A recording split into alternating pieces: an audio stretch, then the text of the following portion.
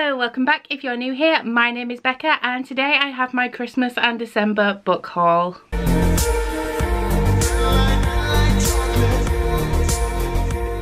So I have quite a few books here. I have been very lucky and I have been spoiled a lot this month. But this is just going to be all of the books that I have acquired throughout December. Some I paid for, some are gifts. So instead of the normal sections that we're split into, this is going to be books I acquired for myself, books that have been given to me by Bookish friends, and then the books that I received on actual Christmas Day. So starting off with the books that I bought for myself, I have Queen of Air and Darkness by Cassandra Clare. This is the third and final book in the Dark Artifices trilogy. I can't really tell you much about the trilogy because I have not read it yet. But I did need to purchase this because the editions that I have of the rest of the trilogy are the oversized paperbacks with the sprayed pages. I believe that the sprayed pages editions are Waterstones exclusives. I do plan on getting to this some point soon, preferably before Cassandra Clare releases the first book in the next trilogy, which I believe is The Last Hours, because as I have mentioned before, I'm not really sure whether I'm going to continue with Shadowhunters, so if this is the last trilogy I read in this world, then that would be okay. Then we have Ash Princess by Laura Sebastian. This one I got because there was a really weird deal on Amazon. I was buying a gift for somebody and the offer was 2 for £7 on paperbacks, but the paperback I was buying as a gift was more than £7, so I had to pick another one to sort of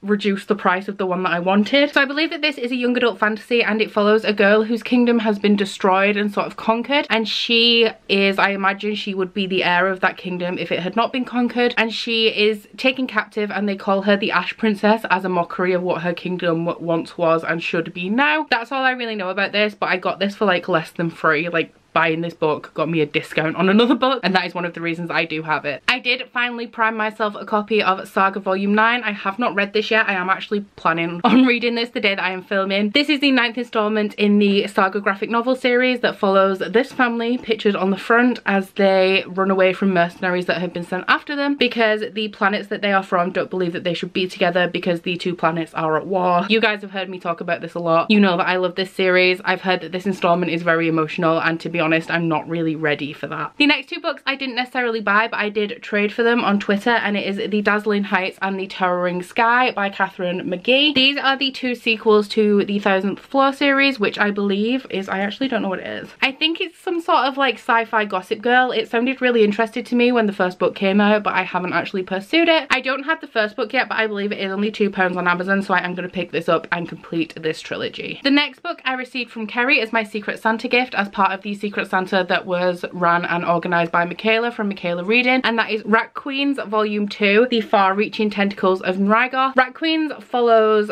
4 boozy battle maidens that are kind of like mercenaries. It's very like RPG-esque and like high fantasy, and I really enjoy it. I am currently almost halfway through this. This is what I'm currently reading and I still absolutely love it. What I will say about it though is that throughout this volume the art styles seem to be changing per issue, and some I do prefer more than others, but aside from that I am actually really loving this. It has all sorts of diverse representation. It has LGBT rep and also like racial diversity, and I would highly recommend this as a graphic novel. This was gifted to me by Ali from Hardback Hoarder, and it is Girl Made of Stars by Ashley Herring Blake. This follows a girl whose brother is accused of raping the main character's best friend, and I believe that it is about the girl being stuck in the middle and not really knowing who to believe. On the one hand, she wants to believe her best friend, but on the other hand, she can't believe that her brother is capable of committing such an atrocity. I've been wanting to read this for a while. You guys know that I really love hard-hitting contemporary, so I think that I'm actually going to really enjoy this, and hopefully the representation is good and it sends a good message about rape culture. Next I have A Very Large Expanse of Sea by Tahara Mafi. This was gifted to me by Heather from The Happy Booktuber, and this follows a girl roughly 1 year after 9/11 as she is struggling to come to terms with the way that people treat her because she is a Muslim teenager. I believe that this is slightly based on Tahara Mafi's own experiences, which is really interesting, and I personally am always interested in things that are to do with 9/11 because I kind of remember where I was and I remember when 9/11 happened, and I feel like it's the biggest atrocity of my lifetime, and so I always want to know more about it and learn more about it, even though it is kind of like a morbid fascination. The lovely Cody from Cody Book Corner gifted me the collector's edition of A Darker Shade of Magic by v.e.schwab. This is absolutely beautiful. It has, as you guys probably know, the silhouette of Kel as well as some very, very pretty dust jacket art. It is just so beautiful. You guys may know that I have read the first 2 books in this series before and I never continued to read the 3rd one, so I do want to do a full reread. The reason that I never really pursued it is that I did really enjoy them. I think I gave the first 2 books 4 stars, but the hype wasn't really there for me, and so when the 3rd book was released I just wasn't really compelled to catch up and read the last book. However, this is definitely going to be the push that I need to actually reread this and do that. I am more of a critical reader now, so I'm thinking that I will have different feelings than I did the first time that I read it. From Rachel Marie Book Junkie, I have Girls Made of Fire by Natasha Nyon. This is an Asian inspired fantasy that follows a girl from the lowest caste in society, the paper caste, as she becomes part of the consort for the king. Now, I believe that the king is like a demon king, and not in a metaphorical way or in that he is a human man that has been possessed by a demon. He is actually like a hooved, like demon looking king. And I believe that this book does also contain a sapphic romance. I'm really excited about this because, as you guys know, I really love Asian inspired fantasy. This has received quite a lot of good reviews. I haven't heard any really negative reviews about it yet, but there are some people who say that it's just okay, but I am really excited to see for myself. The next book is from my boyfriend, and it is the Buffy the Vampire Slayer colouring book with some gorgeous colouring pages in here.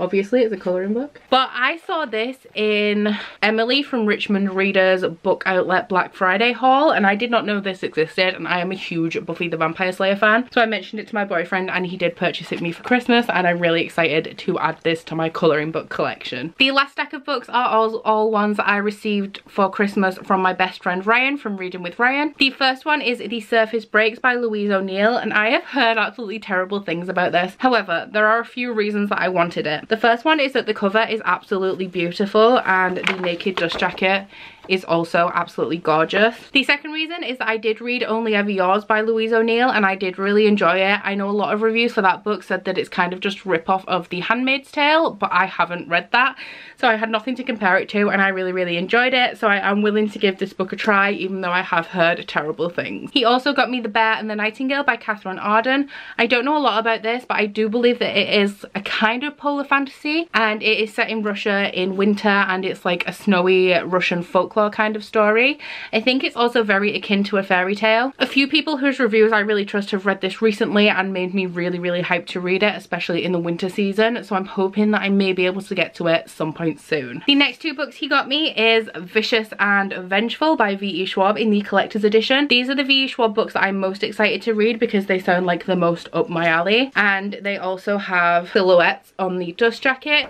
The thing that I'm really loving about v.e. Schwab, or like v.e. Schwab's publishers at the minute, is that all of her books are going to end up matching with the collector's editions, and I'm just living for it. So these 2 follow Victor and Eli, who are essentially crazy scientists, and they have discovered that to get superhero abilities they have to experience a near-death experience, and so they start to experiment with that, and I believe they commit suicide over and over again in the pursuit of gaining these abilities. That's all I kind of really know about it, but I'm really intrigued. I love that these are morally grey, and that while they are pursuing things not in the best way and maybe not pursuing the best goals, they believe that they are doing what is right, and I just find that super interesting in a character, and I can't wait to read these. He also got me Mirage by Samaya Dowd, and I believe that this is the Owl Crate exclusive one. It has a feather on the naked cover. Like, I don't know if that's like a normal thing across all editions, but I do know that the black and gold design of it is what's exclusive to Owl Crate. I've wanted to read this for a while, but it is a desert fantasy, and I'm still reading the Rebel of the Sand series, so I need to like get through that so I can start a new desert fantasy. But pretty much all I know about it is that it is a desert fantasy. I'm not sure if it does contain genie, but if so, even better, and I'm super excited to get to this probably in summer when it's nice and hot and I'm in the mood. And I absolutely love the atmosphere of desert fantasies. I just find them so exotic and picturesque and beautiful, so this is one that I'm definitely hyped to read. The last book that Ryan purchased for me is The Queens of Innisleah by Tessa Grattan. I have heard very mixed things about this, but it is an absolutely beautiful hardback. I believe that this is a fantasy, and I also believe that it is a retelling of King Lear by William Shakespeare, which I will admit is one of Shakespeare's works that I am not familiar with. I have heard very mixed things about this, but I think the main complaint I've heard is that it is very slow, which doesn't really bother me. I quite like a slow burn fantasy. It is also just generally like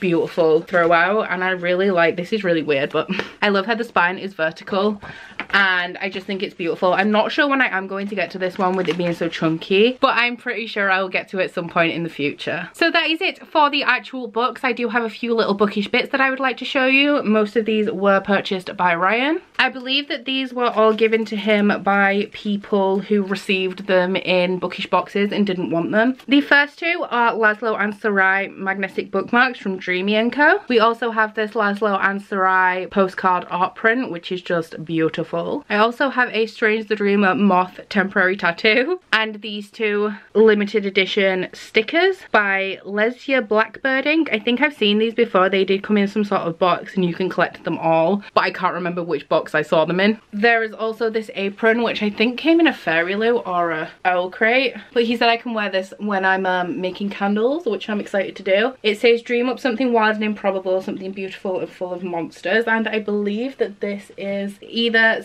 Stella Bookish art or Evie Bookish. I do recognize the typography, but I don't remember which one of those did this design. He also got me these playing cards. I have one of Mia and one of Trick, and there is also in between them there is like an Ashlyn one as well, and I just think that these are like super cute and adorable. And I did get a £25 book token from a family member, so I'm going to be getting even more books, and also the book lovers journal, which is actually kind of cute because the majority of the pages inside are like sheets for actually reviewing individual books, which is like the thing that I actually lack. This is the only thing that I don't journal, like individual bookish opinions, so I'm quite excited to use this. So that is everything for my Christmas book haul. I hope you guys all had a wonderful Christmas. Please let me know if you have read any of these books, or let me know what you were gifted for Christmas. I hope you all had a wonderful day, and you're probably all too full to move right now, because I know it took me a very long time to summon the courage to film this video after eating a hell of a lot of food. But please don't forget to like this video if you liked it, and subscribe if you want to. If you head to my description box, you'll find a link to my Goodreads, Instagram and Twitter if you'd like to follow me on any of those,